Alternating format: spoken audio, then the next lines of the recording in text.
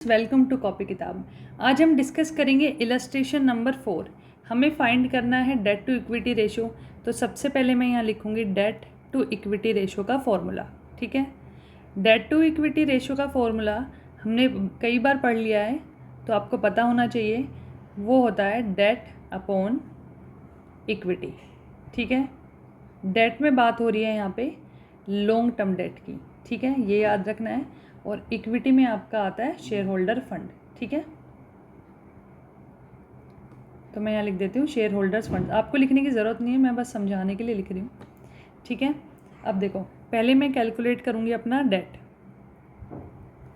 Date में long term debt की बात हो रही है, तो हम देखेंगे कौन कौन से आइटम है जो लॉन्ग टर्म डेट में बिलोंग करते हैं। ठीक है, ये दोनों तो एसेट्स हैं, तो इनको तो हम माइनस कर देंगे, ये तो हमारे डेट में नहीं आएगा। फिर है लॉन्ग टर्म बोरोइंग।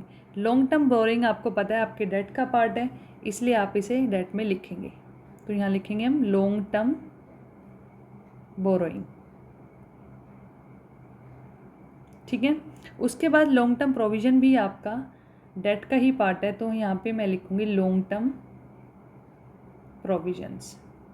ठीक है, करंट लाइबिलिटीज़ आपका डेट का पार्ट नहीं है। ठीक है, डेट का पार्ट है लेकिन शॉर्ट टर्म डेट है, लॉन्ग टर्म नहीं है, इसलिए हमें नहीं लिखना है उसे। ठीक है, तो आप इन्हें ऐड करोगे।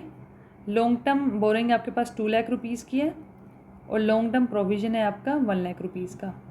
आपने दोनों को ऐड किया तो आपके पास जो डेट की वैल्यू आई है वो आई है 3 लाख। ठीक है, हो गया। अब हमें फाइंड करनी है अपनी इक्विटी। ठीक है,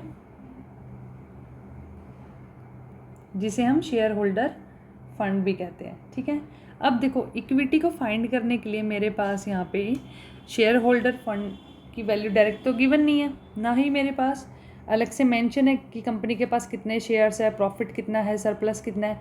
मेरे पास करेंट और नॉन करेंट दोनों एसेट्स गिवन है। इसका मतलब मेरे पास फर्म के एसेट्स भी हैं और टोटल लाइबिलिटी भी है। अब उसकी हेल्प से मुझे अपना इक्विटी फाइंड आउट करनी है।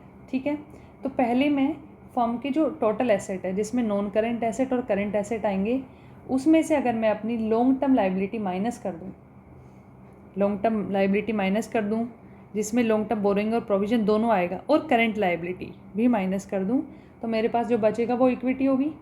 ठीक है, मतलब मैं अपने टोटल एसेट्स में से टोटल लाइबिलिटी माइनस कर दूँ एक तरीके से। ठीक है, तो अभी फाइंड करके देखते हैं हम। सबसे पहले टोटल एसेट्स में मेरे पास है नॉन करेंट एसेट।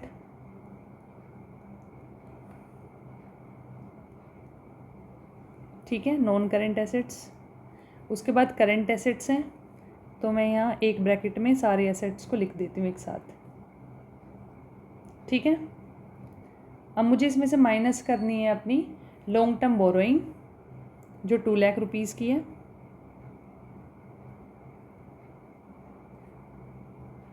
उसके बाद मैं इसमें से माइनस करूँगी अपने लॉन्ग टर्म प्रोविज़न।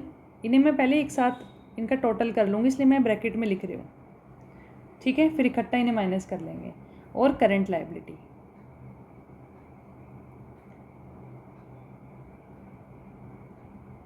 ठीक है, अब देखो, नॉन करेंट एसेट्स की वैल्यू आपके पास जो क्वेश्चन में गिवन है वो है 3,60,000। ठीक है, तो मैंने यहाँ 3,60,000 लिखा। करंट एसेट्स है आपके पास 90,000 के, तो मैंने यहाँ पे 90,000 लिखा। ठीक है, उसमें से माइनस करना है लॉन्ग टर्म प्रोविज़न, जिसकी वैल्यू हमारे पास 2 लाख रुपीज़ है। Sorry, long term borrowings. ठीक है, 2 लाख है लॉन्ग टर्म बोरोइंग्स और लॉन्ग टर्म प्रोविज़न है 1 लाख।